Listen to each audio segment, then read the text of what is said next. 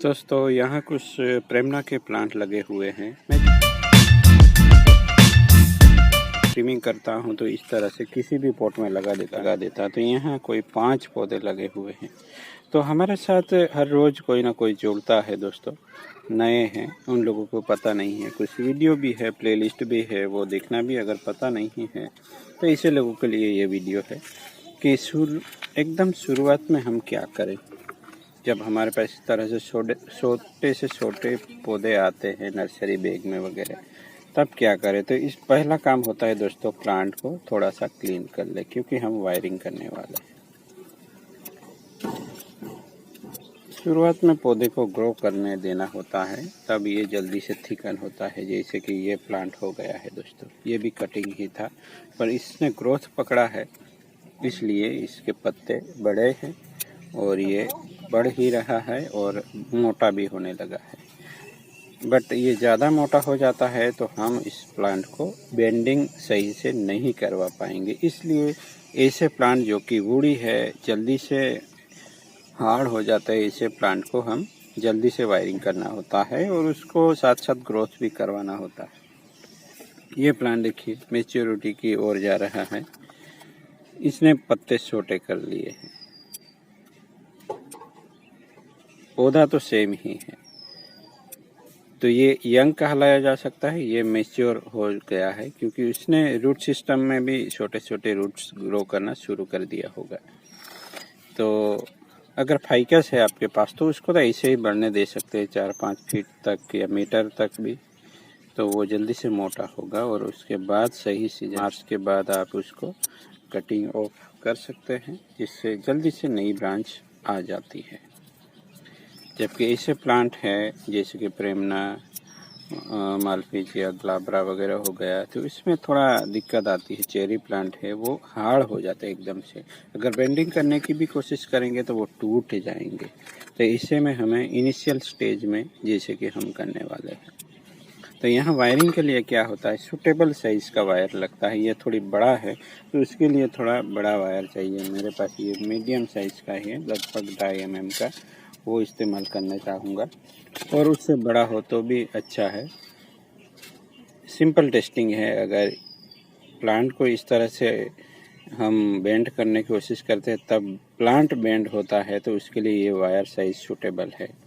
अगर वायर ही बेंड हो जाए, जैसे कि ये यहाँ ऐसे करेंगे तो वायर सीधा है वो बेंड हो जाएगा, तो ये वायर उसको होल्ड नहीं करवा पाएगा। तो एकदम शुरुआत में क्या होता है, यहाँ एंकर पॉइंट यानी वायर को कहीं अटैच करना होता है। तो शुरुआत में ऐसा कुछ होता नहीं है, तो क्या करना होता है, इस तरह से बेंड कीजिए वायर का एंड और लगा दीजिए उसके बगल में से नीचे ज़मीन में 2-3 इंच तक भी गाड़ सकते हैं, और फिर हमें करना होता है वायरिंग स्टार्ट। एक से भले 2 वायर भी ले सकते हैं, इस तरह सिंगल वायर भी चल सकता है। अब अगर हमने उसको दुगुना कर दिया तो उसकी ताकत और बढ़ जाएगी। जैसे कि प्लांट भी थोड़ा हेवी है तो उसको हम इस तरह से कर सकते हैं, एक के साथ 2 वायर या एक के बाद एक लेके भी 2 वायर लगा सकते हैं दोस्तों। तो ये बहुत ही शुरुआती स्टेज है।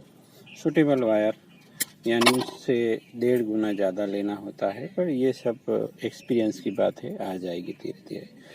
एक एक वायर से भी स्टार्ट कर सकते हैं, पर पहला टर्न लेना है शार्प टर्न लेना है। कैसे लेना है, वहीं जगह पे घुमा देना है वायर को। 45 डिग्री होता है, वो डिटेल में आप वीडियो देखेंगे तो हो जाएगा, यानी दूसरी ओर के वायर के साथ उसको मिल जाए, इस तरह से करना है। थोड़ी जगह रखनी है और उसके बाद हमें 45 एंगल, वो शुरुआत में समझ नहीं आता, केवल आप लोगों को जो पैटर्न बनती है वायरिंग करने की उसको ध्यान देना है। एक साथ दोनों वायर भी ले सकते हैं, पर उसके लिए थोड़ी प्रैक्टिस लगती है। तो इस तरह से उंगलियां हमारी फॉलो करनी चाहिए वायर जहाँ से बेंड होने वाला हो, यानी रास्ते में कोई रुकावट आती है इस तरह की, और कोई जहाँ स्प्राउट, ये इंटरनोड होता है जहाँ से नई ब्रांच ग्रो होती है, और अगर वो ऐसे रास्ते में आता है तो इधर उधर प्लांट को अगर इस ऐसी चीज़ें रास्ते में आ जाती है ऐसे, तो हमें बेंड को इधर उधर करके आगे चलना है। चलिए दूसरा वायर भी ले लेते हैं नीचे से। हमने 2 वायर एक साथ लगाए हैं, तो उसको साथ में ले लेंगे। हमारा ग्रुप भी बना है फेसबुक पे इसी नाम से, माय बोनसाई आर्ट से। वहाँ मैंने वायरिंग की टिप्स के लिए कुछ पिक्चर वाला शेयर किए हैं। तो वायरिंग टिप्स के लिए जो पिक्चर मैंने शेयर किए हैं वो ज़रूर रेफर कीजिए, किस तरह से वायरिंग होता है आपको सब पता चल जाएगा वहाँ। दूसरी बार अगर हम वायरिंग करते हैं इस तरह के से, तब ऑब्स्ट्रक्शन आता है, यानी कोई रास्ते में ऐसी चीज़ आती है तो वहाँ हमें थोड़ा खोल लेना है। जैसे कि यहाँ देखिए, यहाँ अगर हम सीधे ले लेते हैं तो यहाँ इंटरनेट दब सकता है, तो वहाँ इस तरह से कर लेना है, फिर हमें कंटिन्यू करना है। तो इसी तरीके से वायरिंग होता है। यहाँ देखिए, यहाँ ऑब्स्ट्रक्शन आया तो फिर दूसरे जगह से हमें कंटिन्यू करना है। तो चलिए मैं कर लेता हूँ। पतली ब्रांच के लिए पतला वायर चाहिए, पर यही ब्रांच में ये कंटिन्यू है, तो जहाँ वायरिंग करते हैं उस जगह बहुत ही ध्यान रखना है, थोड़ा लूज़ वायर कर देना है। और मूवमेंट के लिए हमारा हाथ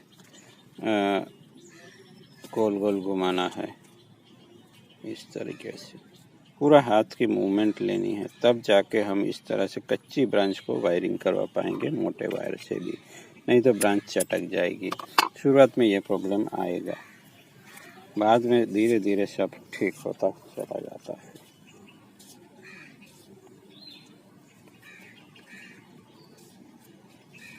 तो मोटा वायर है तो भी हम कर सकते हैं, पर थोड़ा एक्सपीरियंस लगेगा दोस्तों। शुरुआत में ब्रांच टूटेगी, घबराए नहीं। अगर प्लांट टूट जाता है तो वहीं से दूसरा ब्रांच आनी भी शुरू हो जाती है। तो ऐसा नहीं है कि कहीं से ब्रांच टूट के वायरिंग के वक्त तो उसके बाद सब ख़त्म हो जाता है, नहीं दोस्तों, वहीं से काट के वहीं से नई शुरुआत भी हो जाती है। तो दोस्तों, जैसी ब्रांच वैसा वायर साइज, यहाँ मोटा लिया है, छोटा लिया है, यहाँ मोटा लिया है, यहाँ डबल वायर कर दिया, यानी मोटी ब्रांच है तो डबल वायर, यहाँ डबल वायर किया पर एक छोटा और बड़ा लिया, तो ब्रांच के हिसाब से हमने ले लिया है दोस्तों। और एक चीज़, मैं लेफ्टी हूँ दोस्तों, तो मैं एंटी क्लॉकवाइज से वायरिंग करता रहता हूँ, तो इस तरह क्लॉकवाइज भी वायरिंग किया जा सकता है, दोनों इफेक्टिव है, कोई दिक्कत है नहीं। अब यहाँ एंकर पॉइंट अवेलेबल है, यानी ये बड़ी ब्रांच है और ये छोटी ब्रांच है, तो हम ऐसा भी एंकरिंग कर सकते हैं कि यहाँ पहले कुछ वायर लपेटते और इस वायर हम इस ब्रांच पे ले सकते हैं। तो मैं लेफ्टी हूँ तो इस तरह ही वायरिंग करता हूँ, आप राइटी है तो आपका डायरेक्शन थोड़ा अलग होगा। तो हमारा भी टेंडेंसी है वर्क करने का लेफ्टी और राइटी के हिसाब से, हमें पहचानना है और वैसे ही काम करना है जैसे हमारा हाथ चलते हैं। तो वायरिंग एंड एंकरिंग सीख लिया, अब हम देखेंगे ब्रांचों को ट्विस्टिंग एंड स्टाइलिंग कैसे किया जाता है। तो दोस्तों, एक सिंपल सी चीज़ होती है एस कर्व, जो कि ज़्यादा से ज़्यादा नहीं होने चाहिए। इधर ले लिया, यहाँ ब्रांच है तो ब्रांच आती है वहीं से बेंडिंग होता है, पर यहाँ कोई ब्रांच है नहीं। तो एक तरीका है कि लोग इस तरह से कर सकते हैं, बट हम ये लेफ़्ट राइट की जगह मैं स्पाइरल करता हूँ, जैसे कि मैं दिखाता हूँ। उसको बैक में ले जाना है, बेंडिंग तो किया हमने पर ब्रांच को हम बैक में ले गई, फिर बेंडिंग करते करते हम उसको बैक में ले जाते जाते हमें फ्रंट में भी लाना है और फिर उसको आगे ले जाना है, इस तरीके से। ये सिंपल वायरिंग हुआ दोस्तों, इस तरीके से, यानी बीच में से देखेंगे तो हमें इस तरह से होल दिखाई दे सकता है, तो उसको हम क्लोज कर सकते हैं और क्लोज करके हम भले ही बड़ा प्लांट क्यों ना हो उसको हम रिड्यूस कर सकते हैं, यानी कटिंग बिना कटिंग किए प्लांट को हम छोटा बना सकते हैं। ये हो गई ट्रेडिशनल मेथड। तो उस ब्रांच को दोनों हाथों से संभालना है, नहीं तो जैसे ही हम ज़्यादा बेंड करेंगे ब्रांच टूट जाएगी। अब इस लेफ़्ट राइट किया है तो उसको भी हम थोड़ा इधर उधर करके इस तरह स्पाइरल वाला लुक दे सकते हैं। तो आपने कर भी दिया है तो आप इस तरह पार्ट आना चाहिए बेस के ऊपर। तो जहाँ से ब्रांच है वहाँ से बेंड लेना होता है इस तरीके से, और दोनों हाथ इस्तेमाल में लाए तब कहीं जाके। और अब हम सीखते हैं कुछ अलग करना, यानी उसको कैस्केड में भी कर सकते हैं दोस्तों इस तरह कैसे। तो पर जैसे जैसे ब्रांच इस तरह कच्ची है वहाँ ज़्यादा बेंडिंग हमें नहीं मिल पाएगा। यहाँ ब्रांच है तो यहाँ से हम नीचे चले जाते हैं। तो इस तरीके से हम नीचे भी ब्रांच को स्टाइल कर सकते हैं ऐसे। तो ऐसा कर करके हम ब्रांच को नीचे भी ला सकते हैं। उस वक्त हमें एक फीलिंग रखनी है, बॉन्डिंग हो जाती है हमारे बीच में, प्लांट हमारे बीच में। जरा भी जर्किंग का आवाज़ आता है तो हमें पता चल जाता है कि यहाँ कुछ ब्रेकडाउन हुआ है। तो ये फुल कैस्केड के साथ इनफॉर्मल अपराइट बन सकता है। यहाँ दोनों ओर ब्रांच है तो एक और की मैं ब्रांच निकाल ही देता हूँ, वो एक्सेप्टेबल है नहीं। जहाँ ब्रांच वहाँ से बेंड, यहाँ भी एक ब्रांच है तो वहाँ से बेंड। तो ब्रांच के हिसाब से बेंड लेते लेते हमें आगे चलना है। नहीं है और रेगुलर इंटरवल आ जाता है तो बेंड ऐसे ही ले सकते हैं, यहाँ ब्रांच ग्रो होने की संभावना बढ़ जाती है। ऐसे सिंपल तरीके अगर जानने हैं तो हमारे साथ बने रहना है। हर सीज़न के वीडियो है यहाँ, कौन से सीज़न में क्या काम होता है सब कुछ है यहाँ, तो आप सिंपली बने रह सकते हैं। तो चलिए दोस्तों जुड़े रहे, इस ऐसे ही बने रहे। अब बारी है बिग ब्रांच की, उसको मैं स्टाइल करता। तो बड़ी ब्रांच है तो इजीली थोड़ा मूवमेंट कर सकते हैं, पर ये प्रेमना है दोस्तों, इतना फ्लेक्सिबल होता है नहीं। यहाँ डबल वायर है, अच्छे से होल्डिंग भी होगा, आवाज़ आती है या नहीं। यहाँ थोड़ी अलग मेथड है मेरी, वो इस्तेमाल करता हूँ। इस तरह से सेगमेंट बनाते चल रहा है और फिर उल्टा टर्न ले लेना है। इस तरह के सेगमेंट अलग अलग बनाने हैं। सिंपल ही है, एस कर्व है, बट उसको थोड़ा अलग से इस तरह से सेगमेंट्स बनाते जाना है, और ऐसे सेगमेंट को अलग से हमें बेंडिंग देना है।